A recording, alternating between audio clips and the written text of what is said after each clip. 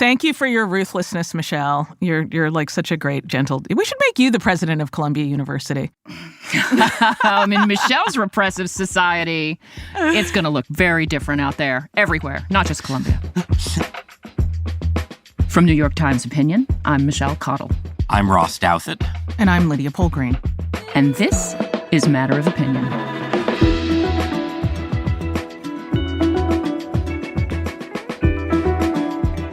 Right, sadly, our beloved Carlos is out this week, and Ross has a filthy head cold.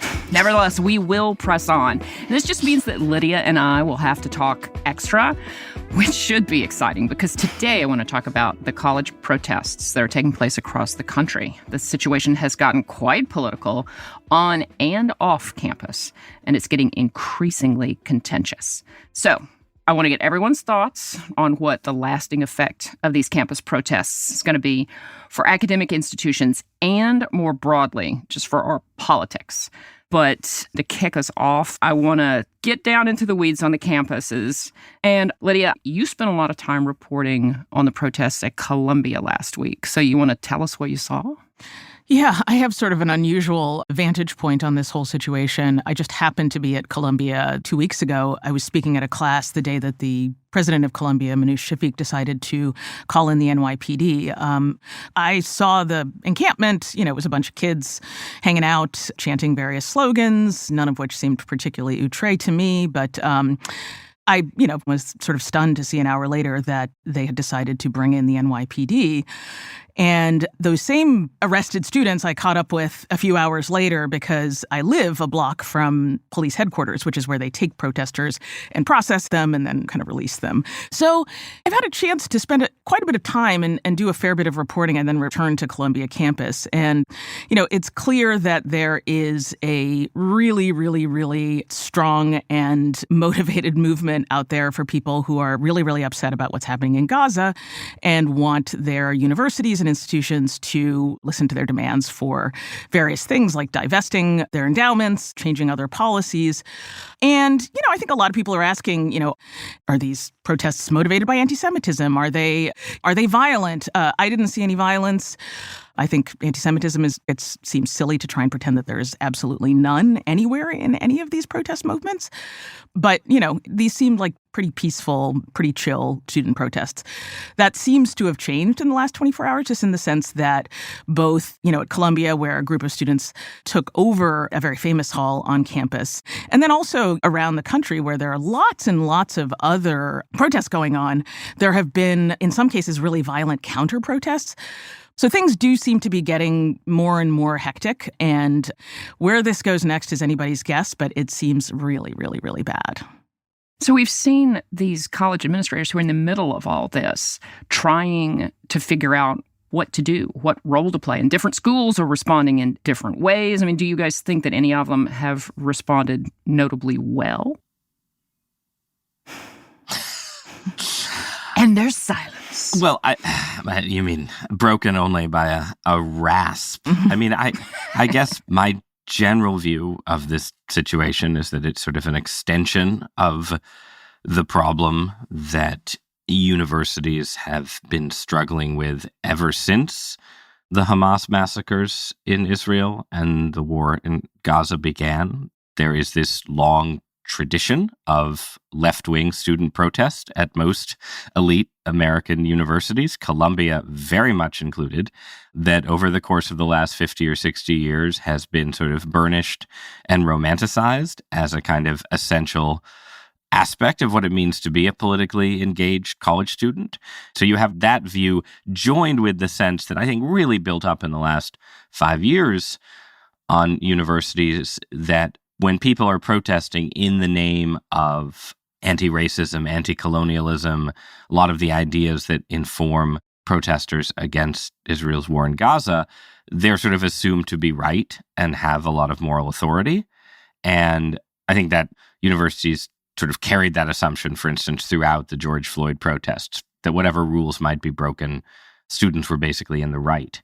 But in this case, Israel and Gaza, the universities themselves are just deeply divided. And so schools are stuck, in a way, having, on the one hand, this idea of protest in general and left-wing protest in particular as something that has to be given a certain degree of deference, but also having this particular issue create unusual divisions on campus where lots and lots of people who would have deferred to a different kind of left-wing protest don't want to defer because they think the pro-Palestinian protesters, whether or not they're anti-Semitic, are just wrong.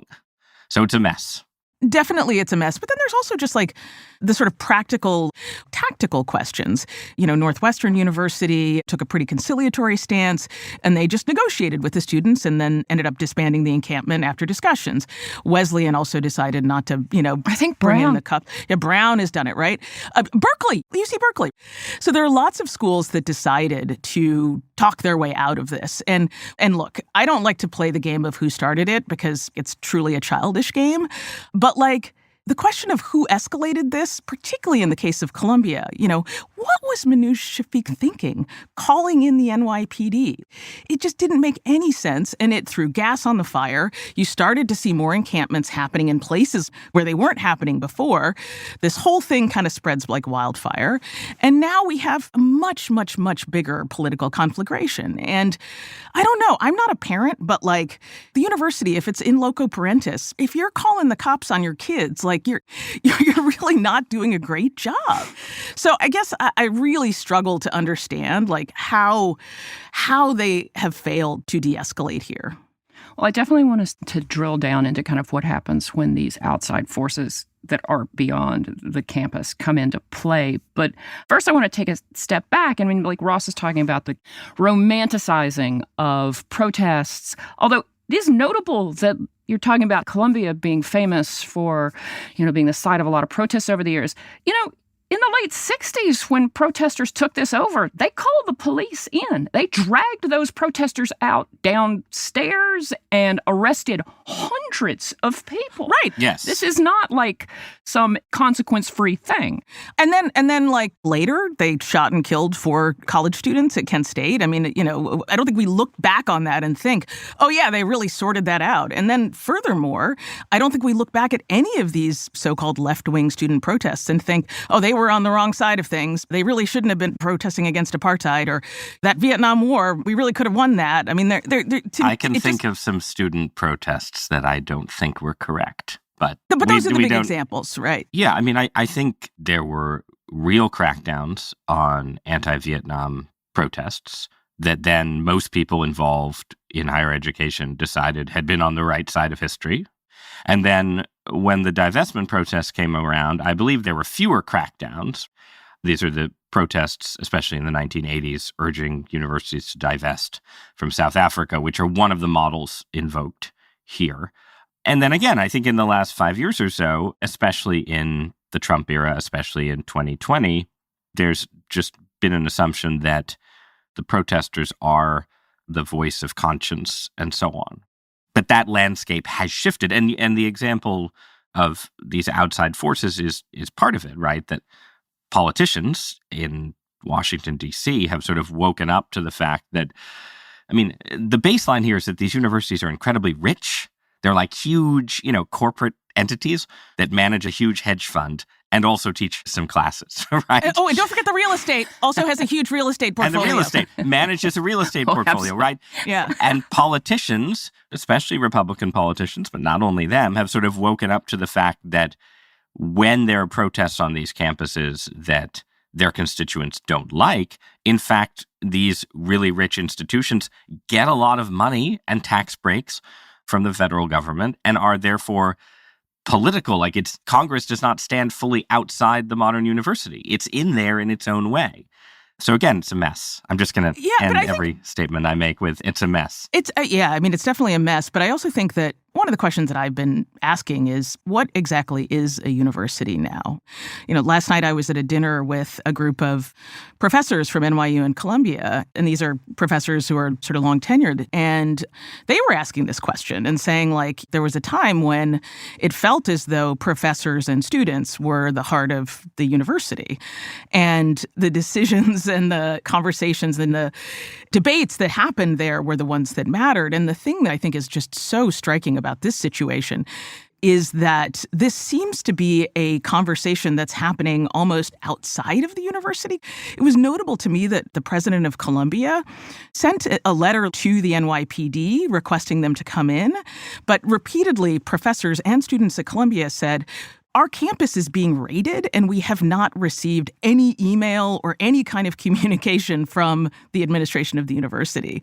So it's almost like there's this conversation that's going on between Congress and the university administration led by the president and the trustees, who generally are just very, very, very rich and often highly politically connected people, that just feels like totally disconnected from what you would assume is the heart of a university, which is students and faculty. Yeah, Well, I mean, presumably- I have... no, go ahead, Ross. No, go ahead. Well, a couple of things. One, like talking to my kids, I have a 20-year-old at Boulder, which is, not like Columbia in its hotbed of liberal activism, but like he has a lot of sympathy to the complications of the situation in Gaza. But when they started arresting students, he's like, what is with the overreaction? So you have a complicated issue, but then when it starts escalating, you drive people into camps and you drive this polarization. And while I am extremely sympathetic to Ross's point that conservatives and Republicans have seen college and academia in general as kind of a hostile environment, I think there's just no way that Speaker of the House Mike Johnson and other lawmakers from both parties, mind you, have any business touring Columbia and other campuses. Why? They just don't. Why not? Because it just makes it worse. If what you're trying to do is get past this Well, and you're not, but turn it into a national issue, But where why don't they have a right to turn it into a national issue? they do have the right, Ross. There's a difference between what you can do and what you should do. But what I am saying And is this put thing- yourself in the position of a normal Republican for a minute, of, whom you know a few. These are incredibly It's rich not just and Republicans who are powerful. doing this. Okay, The Democrats good. are touring as Right. well. You have incredibly wealthy, powerful institutions whose self-professed job is to educate the American elite that receive large sums of money and tax breaks from the federal government, and you have an opportunity to shift To exploit the situation. that's what politics is. If you think Harvard and Yale and Columbia... Because they know it's not going to solve the underlying situation. Okay, but- all they're trying to do is The Republican campaign arm of Congress is selling "fuck Hamas" T-shirts in response to this. How responsible is that? The actual policy that some of these Republicans would like to do is to raise the tax on big endowments. That seems totally responsible and reasonable to me. Yeah, but that's not what they're doing with this. Yes, they're also trying to win elections. And they're doing it on the backs of college students. And if that's fine, as long as we're very clear about the fact that they don't care about these college students. Okay, well, let's talk about the college students for a minute, since we can get wound up a little bit here. So I agree. The Columbia president's decision was a bad decision to send in the NYPD. Why did she make that decision? I would say presumably because a number of Jewish students and probably their parents expressed a feeling of not being safe on their campuses. Now, I have not walked around the protests, but I've walked around the protests in New Haven, so I'm not going to tell you how much hostility to Jewish students there is in these protests. I don't think we're going to, exactly quantify it.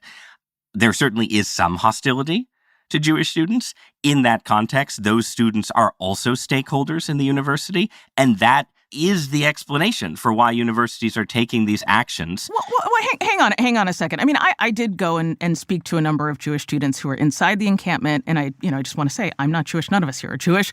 I don't presume to represent or speak about like the way any person is experiencing this. Like, what I've tried to do is actually just talk to people about what they're thinking and feeling. And I've scoured and looked for people who were on the receiving end of actual anti-Semitic statements or threats or things like that. And what I heard was a very real, genuine sense of being upset from Jewish students who are not participating in the encampments. And there are a number of Jewish students who are participating in the encampments. But I don't think this is a question that you can ultimately solve in some kind of objective way. There's not like a kind of anti-Semitism detector that's just going to ding and tell you, yes, this is anti-Semitic, therefore it's out of bounds, or no, it's not, therefore it's okay. All of these things are in the eye of the beholder. And so I think that that we're really at this place where we have to take seriously the feelings of these students who feel hurt, upset, perhaps unsafe. And I talked to students who felt that way.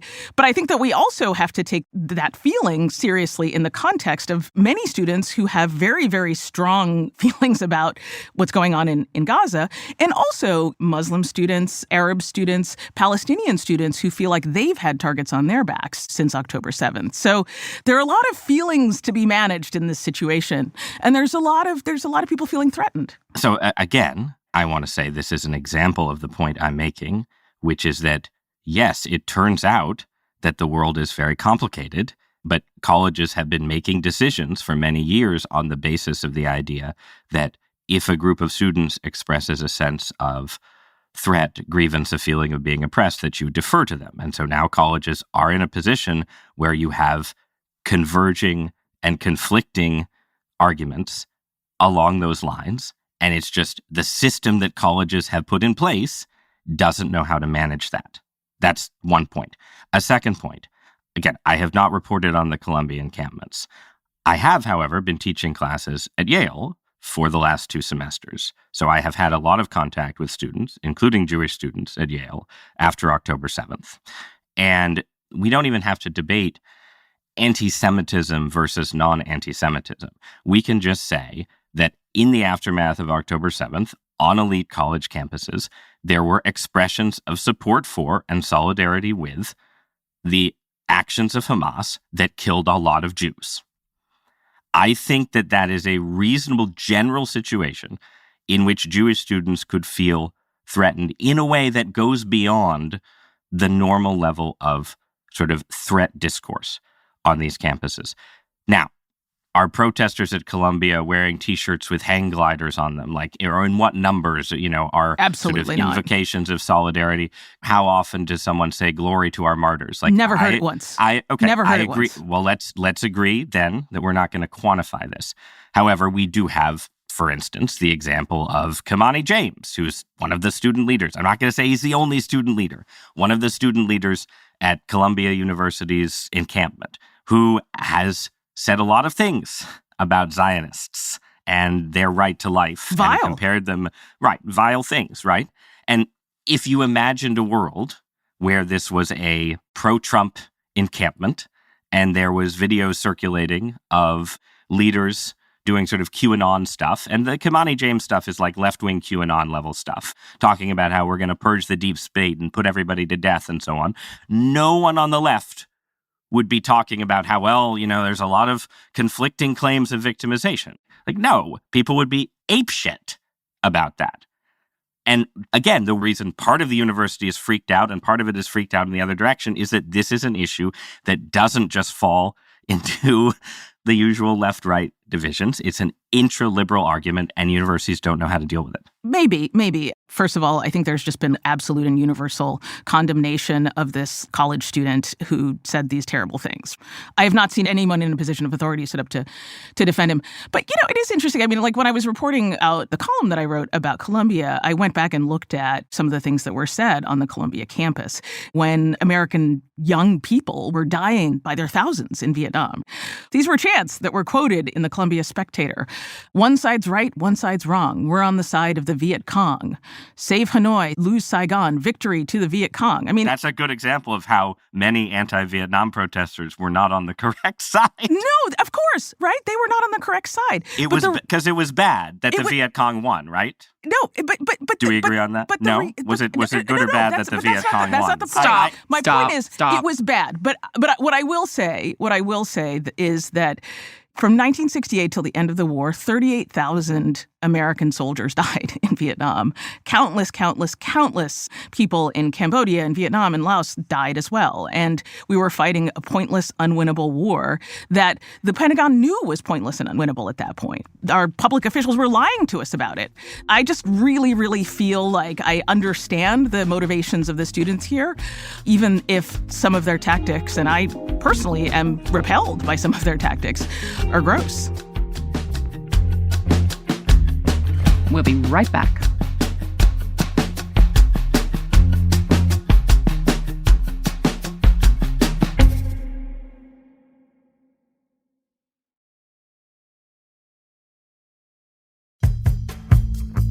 So I don't want to get too specific to Columbia because this is spread all over the country, not just elite colleges. What should the college administrators do? And I think, Ross, you are onto something here with your first point. They've made this bed to some degree because there has been this sense in a lot of colleges that if somebody says something that makes you uncomfortable, then that is a terrible kind of situation and needs to be addressed in a way that is not easily dealt with in this particular circumstance. That said, you got all these college campuses, you've got all these administrators. What should they be doing? I think that universities should use discretion.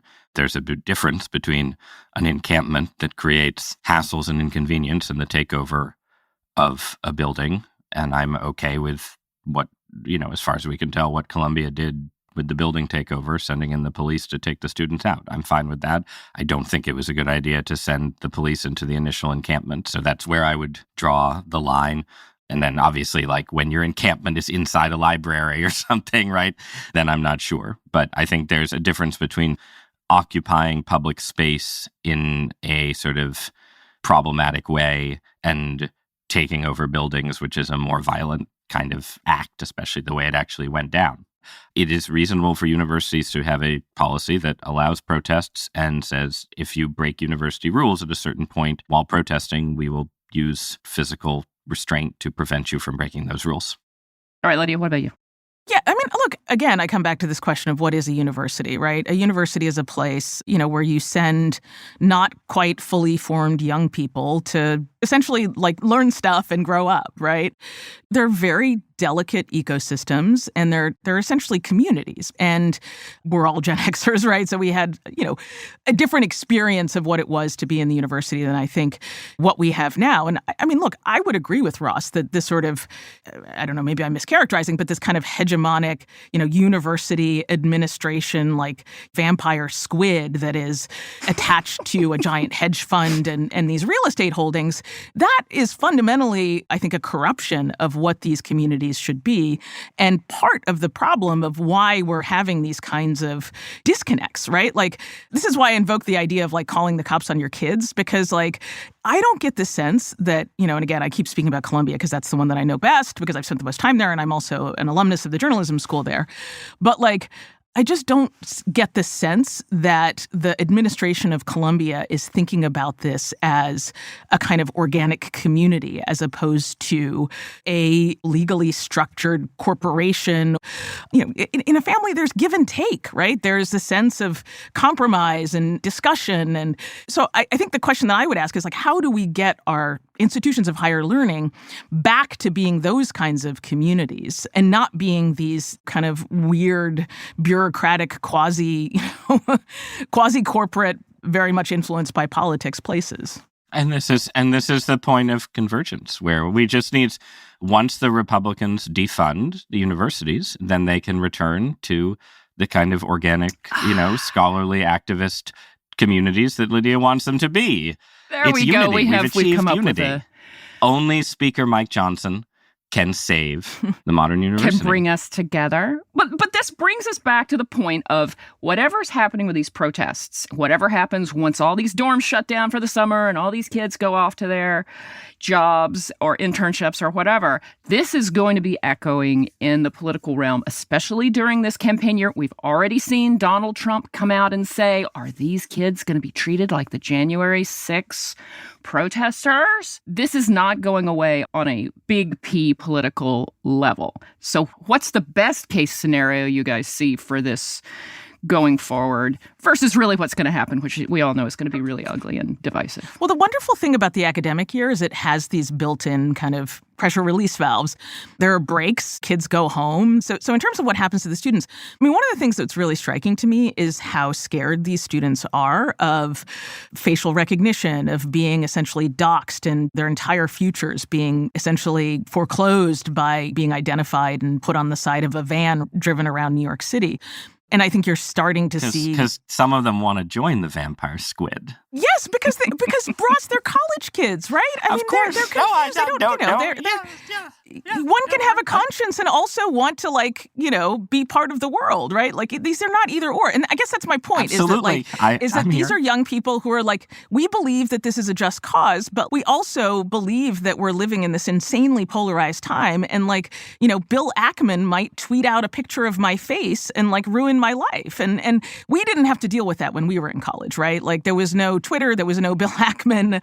There are these interesting sort of pressure valves and things that lead toward amelioration on the side of the students.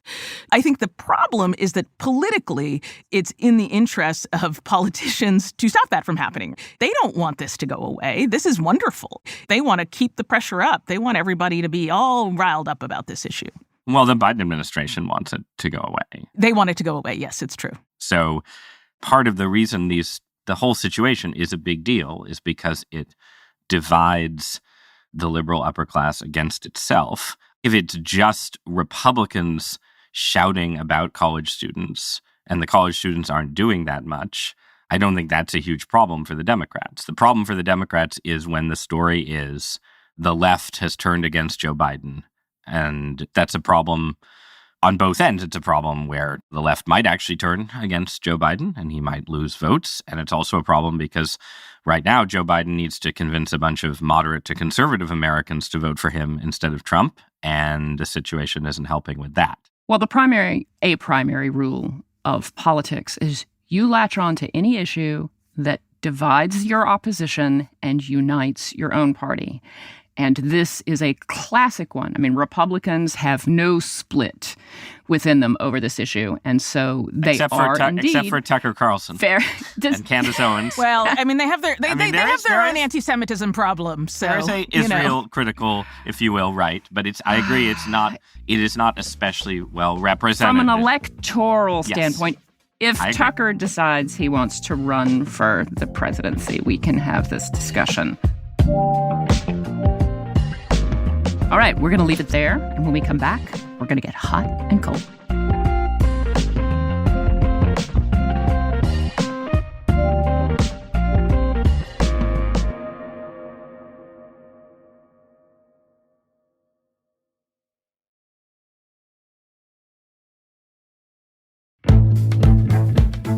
All right, guys, let's turn to a little distraction before we go. Who's got something for us? I do. So I have just finished watching the Netflix show Ripley, which is an interpretation of a wonderful, famous book, The Talented Mr. Ripley. And I'm less hot on that show, although I think it's certainly watchable. It stars the man known as Hot Priest from Fleabag, Andrew Scott. It's a really interesting and in some ways very faithful interpretation of the novel by Patricia Highsmith. But what I actually want to endorse is just more broadly doing a deep dive on various interpretations of a literary character, because it sent me down this rabbit hole. I watched, one of the earliest interpretations, which is a French film called Purple Noon.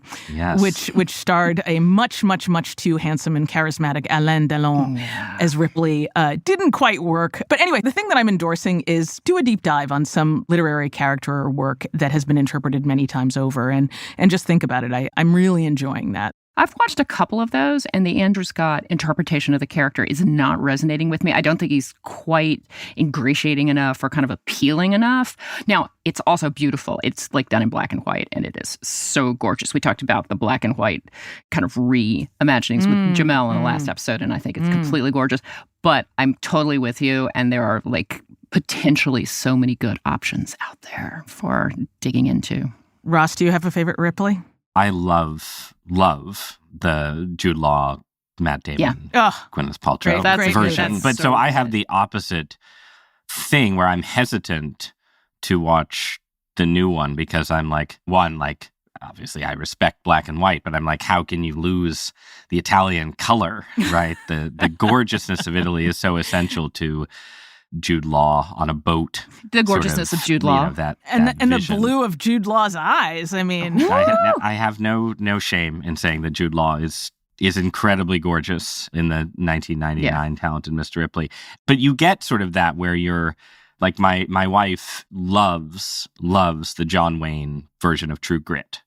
You can't sell her on the Coen Brothers version, which is, I don't think it's bad. It's interesting, right? But she's like, if it's not, no, she's never going to watch it because, or she she did watch it and never wants to watch it again. But right? sometimes it works really well. Like the Jeremy Brett version of Sherlock Holmes, my household was big on until they did the Benedict Cumberbatch version, which we resisted watching for a long time, but I liked it. And it also had Andrew Scott, who, as Moriarty, is to die for. That's right. Just so good. Yeah. Well, I'm just here for reinterpretations. Shogun is another one. I have not tried that. Should I? Let's save that for the next podcast. Okay, we'll talk there about you go. Until then, guys, happy watching. All right. Thanks, guys. Feel better, Ross. Take care. I already do. I'm invigorated.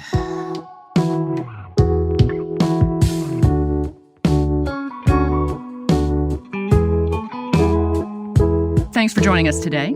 Give us a follow on your favorite podcast app. And if you're so inclined, leave a little review while you're there to let other people know why they should tune in too. If you have a question for us, we want to hear it. You can send us a voicemail by calling 212-556-7440 or email us at matterofopinion@nytimes.com. And we just might respond to it in an upcoming episode. Matter of Opinion is produced by Phoebe Lett, Sophia Alvarez-Boyd, and Derek Arthur. It's edited by Jordana Hochman. Our fact-check team is Kate Sinclair, Mary Marge Locker, and Michelle Harris. Original music by Isaac Jones, Carol Sabaro, and Pat McCusker. Mixing by Pat McCusker and Carol Sabaro. Audience strategy by Shannon Busta and Christina Samuelewski. Our executive producer is Annie Rose Strasser.